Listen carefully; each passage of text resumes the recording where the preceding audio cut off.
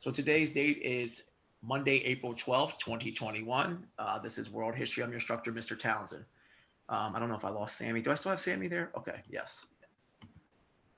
So we're going to, our agenda for today is we're going to review pandemics, what a pandemic is, and for checkpoint one, how a pandemic affects a society. In particular, we're going to start with the Spanish flu of 1918. That's going to be our focus for today, but we're going to take a historical look at some of the major pandemics that have happened in society. What is the difference between an epidemic and a pandemic? And then for your first checkpoint, you'll be assigned today for this class. You will reflect on 4 questions that I'm going to give you about pandemics and their effects on society. So let's start off with what is a pandemic? Based on what you've learned so far, what is a pandemic?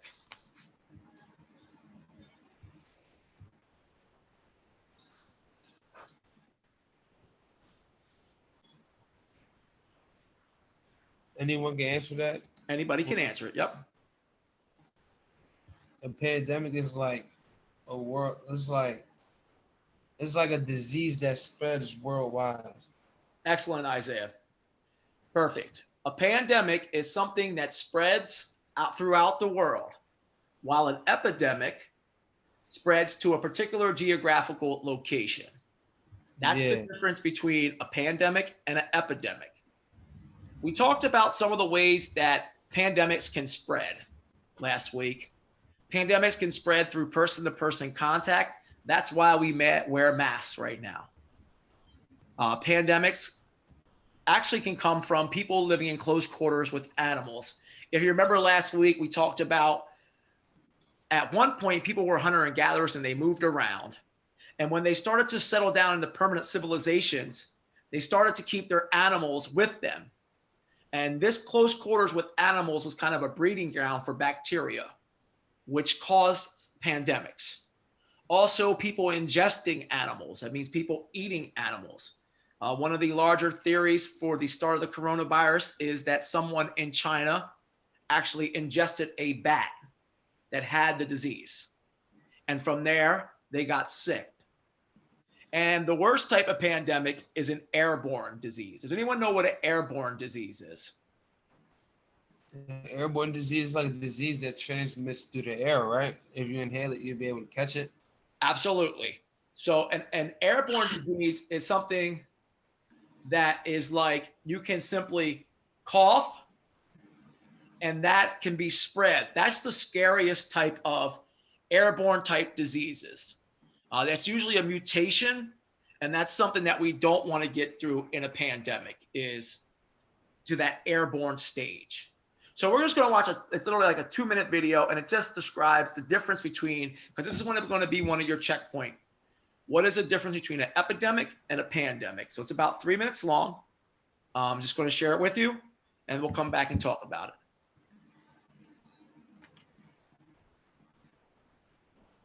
Is everybody able to see the screen?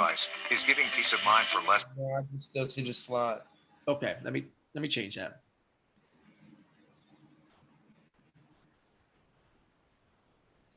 Why can I not share? I'm sorry, there's so much on my screen. All right, I'm gonna share this. Okay, so this is endemic, epidemics, and pandemics, and what the difference is between the two. For your class, you're going to need to know what's the difference between an epidemic and a pandemic. Less than $100. It helps get rid of plaque. Thanks for stopping by. This is 2 Minute Classroom, and today we're talking about how epidemiologists classify the spread or prevalence of health issues such as a disease or virus. We'll talk specifically about endemic, epidemic, and pandemic diseases.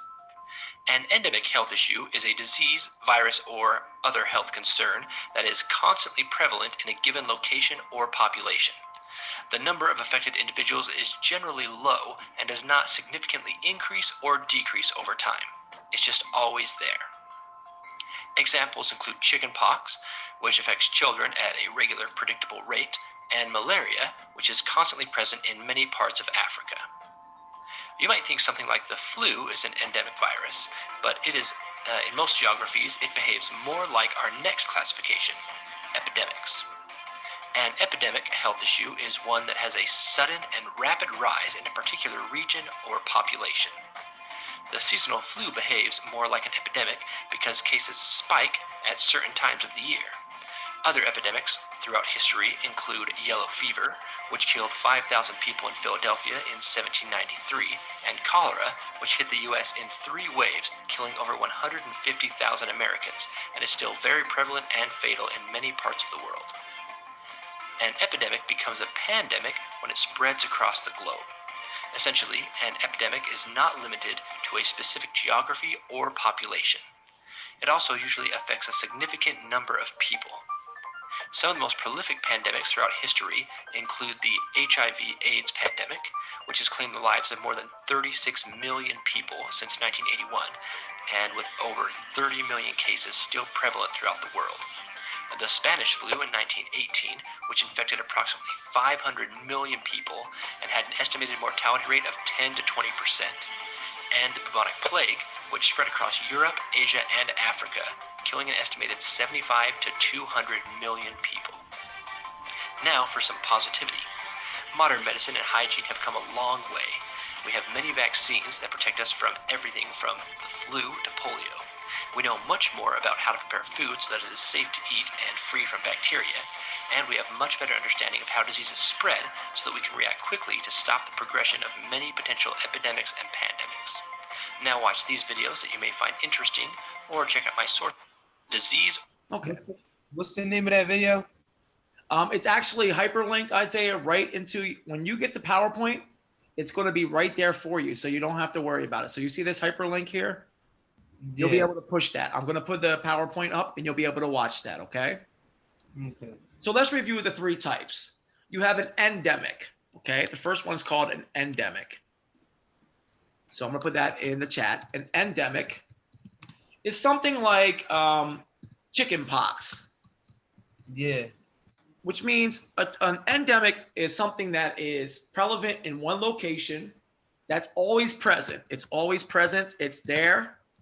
It doesn't really kind of change. Most children get the same. Most children get the same amount of chickenpox as they did in the 1980s. So an endemic is something like malaria in Africa. You get that from water. Malaria in Africa and certain parts of Asia, you can get malaria. So those are endemics. For your question is epidemic. So what's it? What, according to the video, what was an epidemic? Epidemic is like a disease that happens in a certain population. Like it'll increase, but just in that one particular place. It wouldn't go nowhere else but that. Any other place, it just be stuck in one place. Good. So an epidemic, thank you, Isaiah, is a sudden rise of a disease in a certain geographical location, in a certain population. Did you guys see in the video that the yellow fever, that was something that happened in Philadelphia? It was localized to Philadelphia and it killed 5,000 people. And that was back in 1793. So that was an epidemic that happened in Philadelphia. And things as such as the seasonal flu. How many people have ever had the flu? I'm gonna be honest, I don't think I ever had the flu. Really? I always got the flu shot. Any other students? Tyquil, Sammy, you guys ever experienced flu-like symptoms at least? Or has anyone had a flu shot?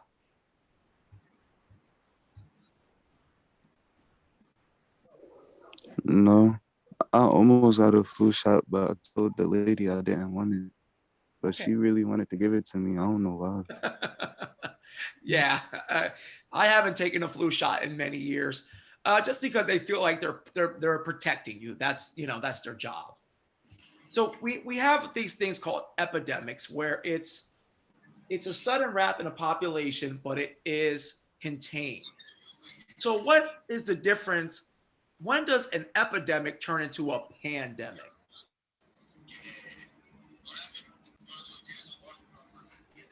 Say it again, I couldn't hear you.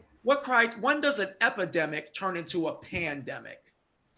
When it becomes global, worldwide, when it starts to spread. Excellent. So a pandemic is global. That means it affects everybody. I think the three words were from the Greek was pan and I can't remember the end. I can't remember the rest, but basically it means upon all people. So a pandemic is upon all people. Some of the pandemics that we're going to study, of course, is coronavirus because we're in coronavirus, HIV and AIDS, the Spanish flu of 1918, and the Black Death. Those are going to be the major pandemics that we study. And pandemics have huge fatalities, huge human loss. For the HIV, we've lost over 36 million people, maybe even more, because of documentation. So HIV is a huge, there's 60 million people worldwide infected with HIV and AIDS. That's a pandemic, okay? What we have now, a coronavirus, that is a pandemic. So these are technical terms from the CDC that classify diseases, okay? So something that is sporadic means it just happens infrequently and irregularly. So these three definitions, you're going to need these for your checkpoint, and I will give you the PowerPoint. Is an endemic is a constant present or unusual prevalence of a disease or infection within a geographic area. An epidemic is a sudden increase in the cases of a disease, more than what's usually typically expected for that population. And a pandemic is an epidemic that has spread over several countries, affecting large numbers of people. So when we say the difference between an epidemic and a pandemic, we're talking about the global aspect. Global aspect. Okay, excellent. So your first checkpoint will be, how have pandemics affect society? We talked about some of this last week about in ways that we have been affected by coronavirus. I've saved some of those from last week that I wrote down that you guys brought up. And so the question I was asking is, we have witnessed a pandemic in action in our modern times. That's coronavirus. What are some of the observations that you have made about our society that has changed since the beginning of the pandemic? A lot. Okay, well, I have a list that we put last week, but let's just review. And any other students that want to, chime in and add, please add. So what things have we seen in society change since the beginning of this pandemic? You've seen money basically turning into digital currency. Okay, I forgot about that one. A change to a digital currency, good. What are we using daily to protect ourselves? Ty Quill, Yes. what has changed? Oh, I'm sorry, Isaiah. You got it. Mask. We wear masks now, and this is not a new thing. We're going to study the pandemic of 1918, and guess what people did? They wore masks. What other things have changed in our society? Does anyone else notice any changes in their relationships? What about your mental health? Has the pandemic has it been mentally trying? Yeah. In what ways is it mentally trying, do you think? It's like you have to like stay in a house, you have to quarantine, and like some people when you stay in a house, it's like you get a little agitated. You start to like, how can I explain it? You start like wanting to get out the house and you don't want to be in the house. And it's like, so that's what you're describing. They have an old term for that, and they call that being stir crazy. It used to happen to people during a long winter when it was very, you were confined and indoors. So we've seen a switch in the way that we do currency. What about our interactions with other people? we have to stay 6 feet apart from others. Good. So we have to do a social distancing for when we go onto lines. What about like going to a concert these days? I don't even think you can go to a concert. Exactly. You really can't go to a concert anymore, which is kind of a shame because that's actually my favorite thing to do during the summer is to go to live concerts. And you can't even go to live sports events either. It's like you're gonna have to watch it from your TV at home. Well, I was down the Phillies game about a week and a half ago. So some venues, but it's limited capacity, right? Which means Okay. they're only letting certain amount of people in. What about, have you seen any changes in the people in your life? What about the older people in society? Remember, when you think of a pandemic, okay, I want you to remember that there's a word inside of pandemic. And this is what's usually associated with a pandemic is panic.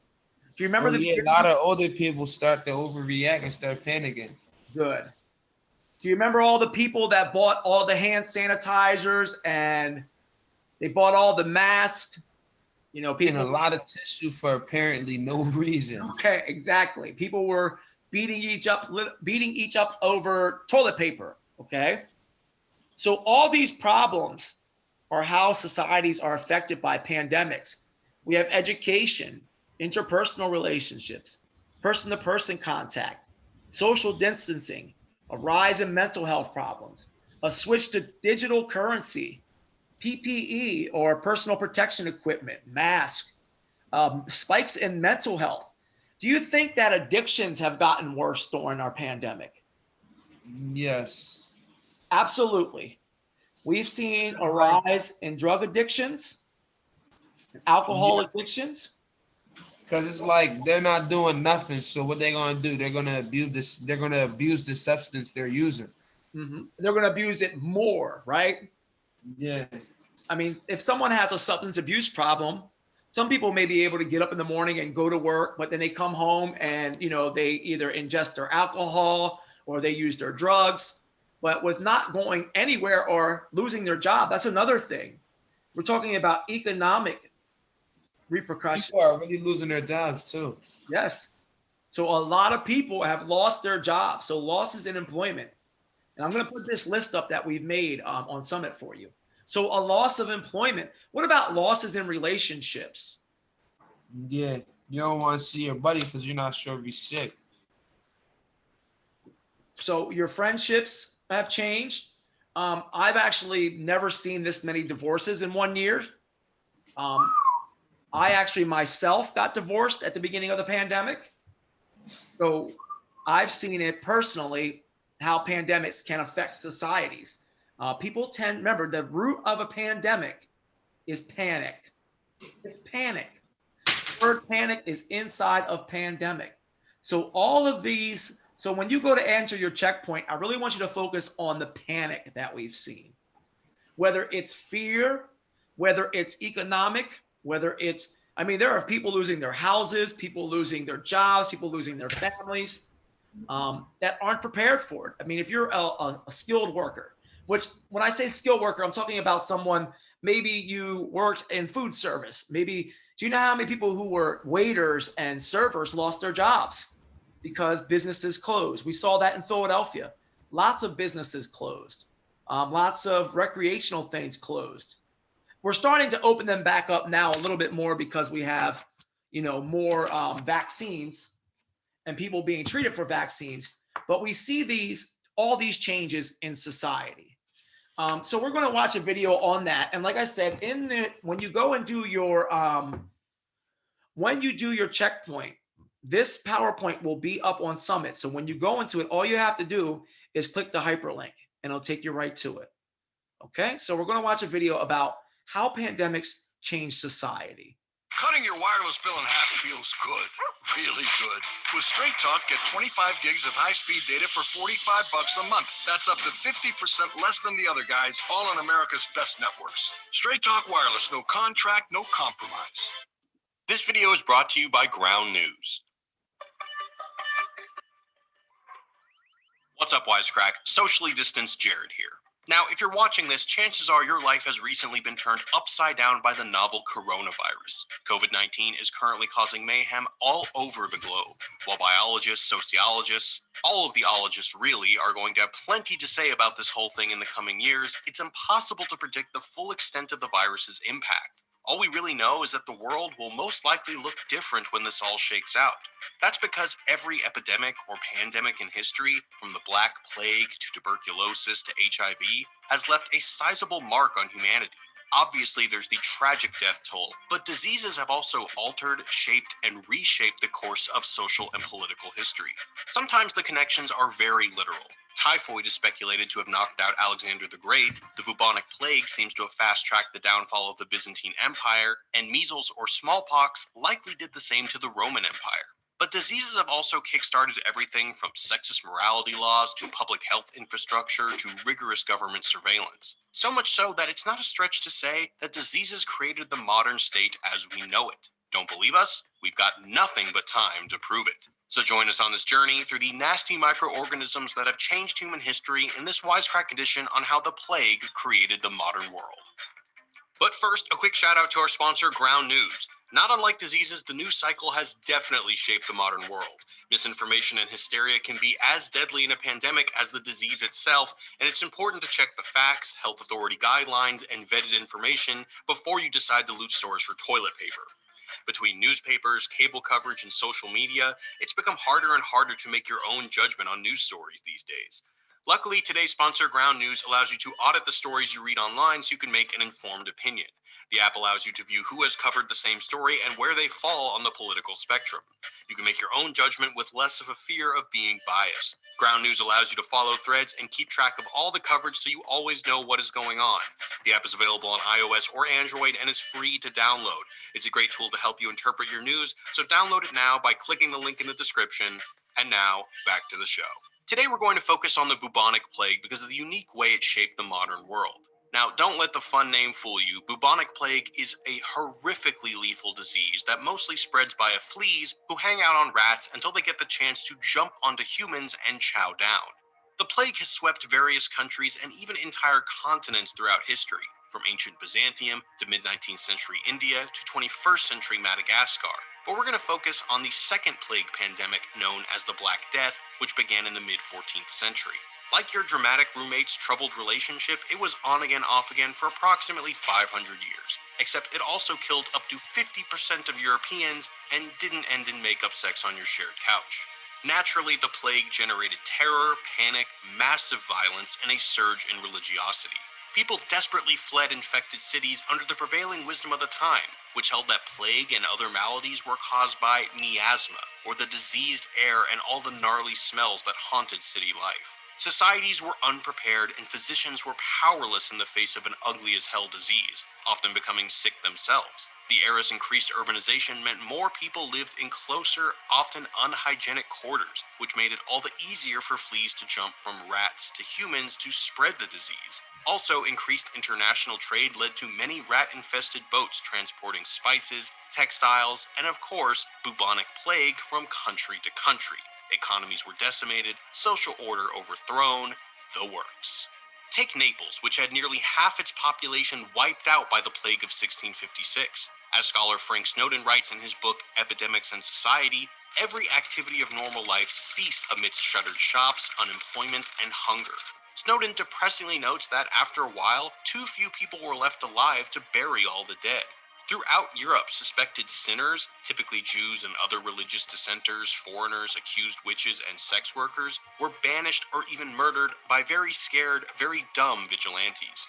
Reeling governmental systems knew they had to act fast. Thus began what Snowden calls the first form of institutionalized public health. In 15th century northern Italian city-states, that meant drafting plague regulations, which anointed new health magistrates who were provided with full legislative, judicial, and executive powers in all matters related to public health. By the 16th century, in some cities, these initially temporary posts had grown into permanent agencies, that is, boards of health. These efforts would, according to Snowden, mark a vast extension of state power into spheres of human life that had never been subject to political authority. Such extensions ranged from the regulation of... Okay, so that's all I wanted from that video. So that video was about the Black Plague, which we will study, or the bubonic plague, which wiped out pretty much half of the population of Europe at that time. And the reason that I wanted to show you that video is there a phenomenon? They talked about people being attacked by these religious zealots. is there a phenomenon that has been going on as far as violence in the United States toward a certain group of people since the coronavirus started?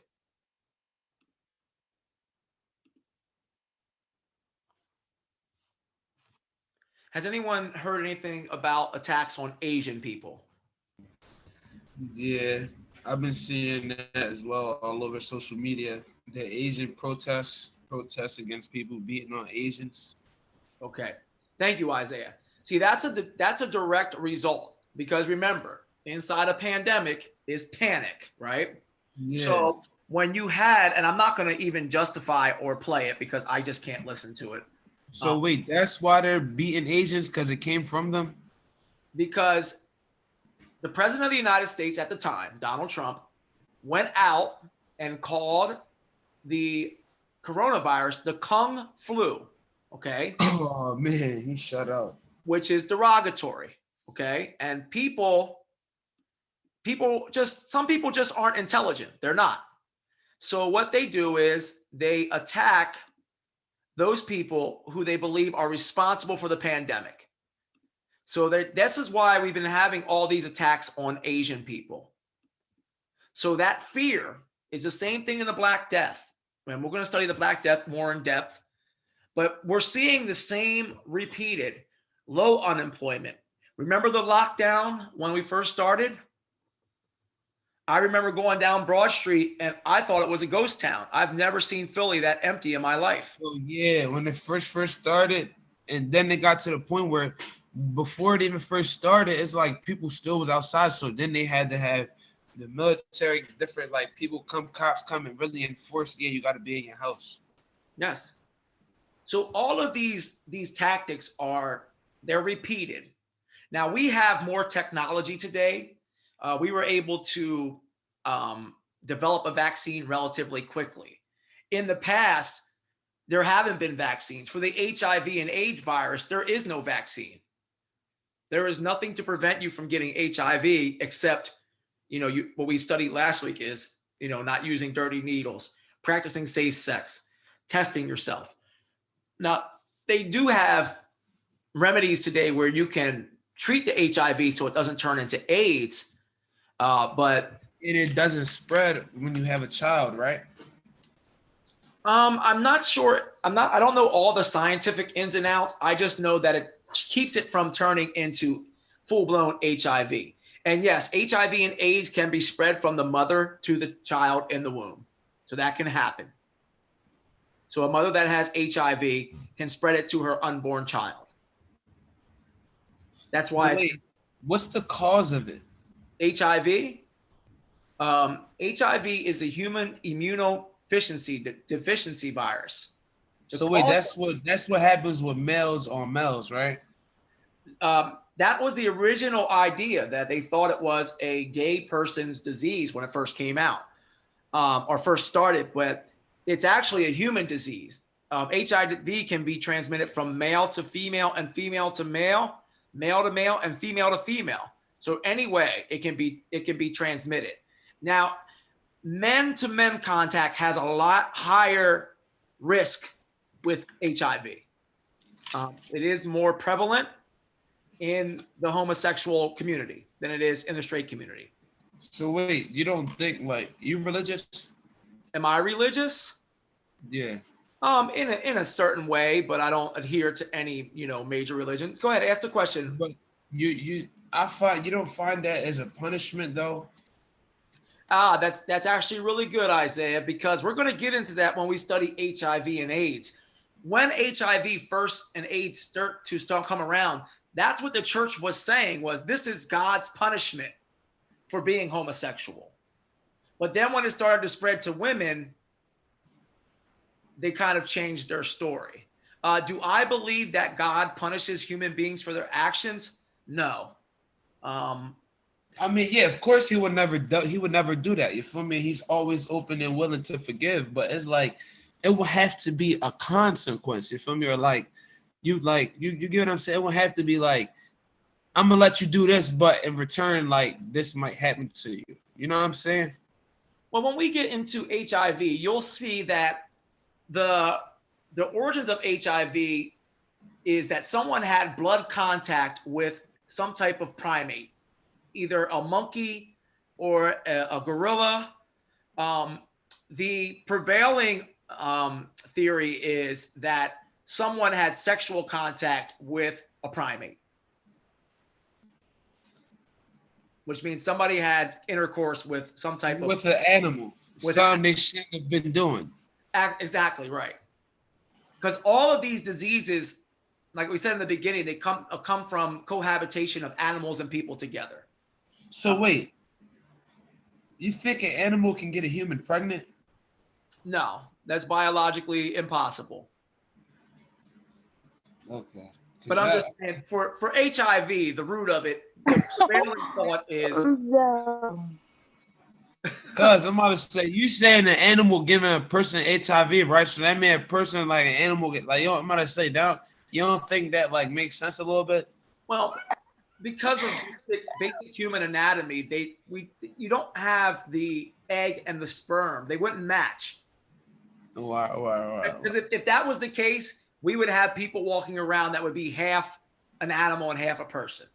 But that's retarded though. Like, what would they get out of that? I don't know what their goal is. I just know that's one of the theories for the origin of it.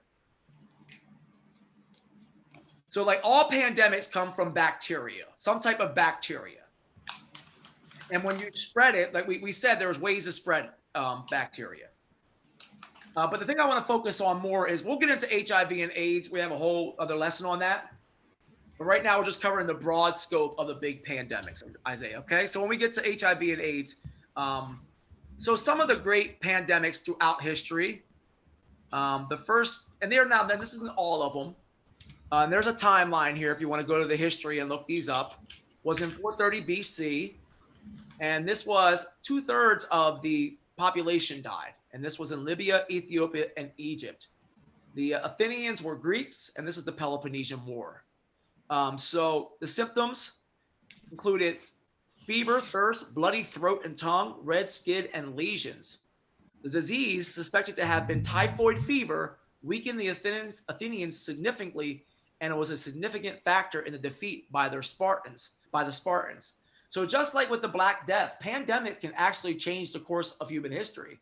Because if one society gets all sick, it's very easy for the other side to come in and take over. Same thing here, the Antonine Plague. And this was by the Huns. They infected the Germans, who passed it to the Romans. And the symptoms included fever, sore throat, diarrhea. And if the patient lived long enough, pus-filled sores, yuck. And that continued to about 180 AD, claiming the emperor himself, Marcus Aurelius, as one of the victims. Leprosy. Leprosy is an old disease. It's been around for a long time. You actually hear about leprosy in the Bible too. Though it had been around for ages, leprosy grew into a pandemic in Europe in the Middle Ages. So what's the difference between leprosy being an epidemic and becoming a pandemic? Because you say it again? Leprosy had been an epidemic, which means it had been around for a long time. When did it change into a pandemic? When it did what? When it basically became worldwide and it started to grow. Yep, it spread. It says leprosy grew into a pandemic when it started spreading throughout the world, resulting in the building of numerous leprosy-focused hospitals to accommodate. Did you ever hear being cast out like a leper? Have you ever heard that terminology? It's old terminology. But lepers were like, basically in the Bible, lepers were left like out on the outskirts of the city. They weren't allowed in the city because it's a slow developing bacterial diseases that causes sores and deformities. Leprosy was believed to be a punishment from God. Do you see that, Isaiah? Yeah. It's always a punishment from God, whether it was when Jesus was walking the earth. This belief led to moral judgments. Same thing with HIV and AIDS and ostracization, which means they were pushed out. Known as Hansen's disease, it still afflicts tens of thousands of people in a year, and it can be fatal if not treated with antibiotics. So leprosy is a skin disease. It's been around for a very, very long time. There's a video link there if you want to watch about leprosy and see what it looks like and how it affects people. That's up to you. I put all those in there for you if you want to watch them. So leprosy was a skin disease. And you see that what it was. People always believed that this must be a punishment from God for some type of behavior. And this is one of the big ones that we're going to study, which is the Black Death. And that was called the bubonic plague. And it basically at that time destroyed 1/3 of the world's population. So let's put that into perspective for today. We're talking about 7.2 billion people on the earth. So if that was around today, about like almost 2 billion people would die. Damn. So how many people are on the earth again? about 7.2 billion. So that mean like 1/3 of the population would have died? If we had Black Death today, about 1/3 of the population would, it actually probably be about half the population would die because we are more connected together. Disease grows when people are in large groups, right? And That's then, why you can't have public gatherings anymore. so wait, so it basically happens through contact though, right? Contact has to happen, right? Yes, some type of contact. And if you saw in the video, if someone who had the plague, let's say they were handling food, right? Or they were handling fish, people would pack that fish up and food and then take it to another part of the world and people would eat it and get the plague. Wait, that's evil though. Why if he's sick, why is he even dealing with it? Because back then they didn't know they were sick. Have you ever heard the word asymptomatic? Well, he ain't have no symptoms. He didn't have any symptoms. You have to understand this is 1347. This is the 14th century. They didn't know. They didn't know. So that's true. You can have the coronavirus but have no symptoms. Absolutely. Yep. You can be asymptomatic of the coronavirus. It doesn't make any sense. It's But how how come you're, some people die though? some people die. It all has to do with your immune system. If you have a compromised immune system, you can die from it. When we study the Spanish flu, we're going to see that people who had strong immune systems actually died. Every So wait. bacteria is different. So you can like not have no symptoms but have a weak immune system and still die. Theoretically, yes. But more than likely, after a while, usually you're asymptomatic in the beginning. So like someone who has HIV and AIDS, it takes 8 years to get AIDS. They're not going to be sick right away. You understand what I'm saying? It's going to take time for that disease to wither their body, to make their bodies more and more sick. If you have coronavirus, at some point you're going to have some type of symptoms. But usually people who don't have it, that's why they say wear a mask at all times. Because just because someone, is everybody getting the Amber Alert? Yeah, they say someone just got kidnapped in a red. Malibu tinted windows. Yeah, I just got that myself. So you can be asymptomatic, and usually that is in the beginning of when you catch the bacteria. But back then, during the bubonic plague, people didn't understand germs. People didn't understand microorganisms. They didn't have the science. So they had no way of knowing who had the plague and who didn't. So wait, so like back in the day, they didn't have no science or nothing. So like people that invented so they was just experimenting until things went right. No, they had no way at all to know who was infected with the plague unless they were already pretty much dead or very, very sick. So it had to be too late or you're already done for them to even know you have it. Yeah, you would have, the plague was really bad. Like we're talking about bleeding from the eyes, skin sores, darkened skin, very, very nasty symptoms. I wonder how, I have a video on the plague. We're just gonna have to make this a 2-part lesson because we have to do the Spanish flu of 1918.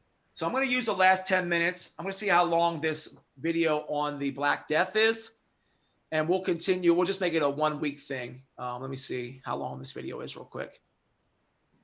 It's only 4 minutes long, so we'll have time to fill that in. and then I'll let you know what you're going to do for your checkpoint. Let me share this with you. Hold on. It was one of the worst catastrophes in all of history. Starting in southern Italy in 1347, people in harbor towns then... All right, hold on a second. I just have too much stuff on my screen. I can't share. All right. Wait, for each class, I got a different checkpoint? No, I'll explain how it works. Usually when you have a class, you have your checkpoints are your assessment. Basically, we're assessing what you have learned to that point. So your first checkpoint will cover what we covered the first 2 weeks. And it'll be built right into the PowerPoint. You can stay after class, Isaiah. I'll explain it to you, okay? Okay. All right. Can everyone see this video? Yeah, perfect. Okay. So this video is about the Black Plague or the bubonic plague we were just talking about. And this came around the 14th century. It started with fleas, and then to rats, and then to humans. It was one of the worst catastrophes in all of history. Starting in southern Italy in 1347, people in harbor towns, then inland villages and towns fell terribly, horribly ill. Many crazed with pain and vomiting blood. Swellings in their armpits, neck, and groin spread all over their bodies and turned into ghastly black sores. What came to be known as the Black Death killed with astonishing speed. In a few days, sometimes even less. In Florence, the writer Giovanni Boccaccio wrote that the pestilence killed so quickly that an infected person could have breakfast with friends and family and dinner with ancestors in paradise. No one was safe anywhere near the sick or the dead. Some tried to protect themselves by wearing long, waxed gowns, goggles, and beak-like masks filled with herbs to purify the air and block the stink of death and decay. But they died too. Eventually, wrote Boccaccio, almost all adopted to the same cruel policy, which was entirely to avoid the sick and everything belonging to them. People by the thousands fled the cities and towns for the countryside, only to find death there, too. Farmers stopped tending animals and crops. There were food shortages and price hikes. Law and order broke down. Tight-knit communities broke apart. So did families. The Roman Catholic Church, a powerful force throughout medieval Europe, urged people to save themselves by praying and confessing. But God is deaf nowadays, and prayers have no power, wrote English author William Langland in his epic poem, Piers Plowman, and boldly brought down with many keen swords and slew much people. In Siena, Italy, and other cities, bodies of Black Death victims were carted to mass graves. More than 500 dead were carried daily to a plague pit in Paris, wrote the monk Jean de Venette. For 21st century scientists, these 14th century plague pits hold the answer to what killed so many so quickly. DNA testing and analysis of bones and teeth dug out of mass graves in England, France, and Italy have convinced many researchers that the Black Death was caused by an especially vicious strain of bacteria called Yersinia pestis, or Y. pestis, strains of which still exist today. Historically, Y. pestis is most often carried and spread by rats, common on ships, and by flea bites. Many historians and researchers believe this accounts for the spread of the Black Death on trading ships from Southwest Asia and East Asia to the harbors and along the trade routes in medieval Europe.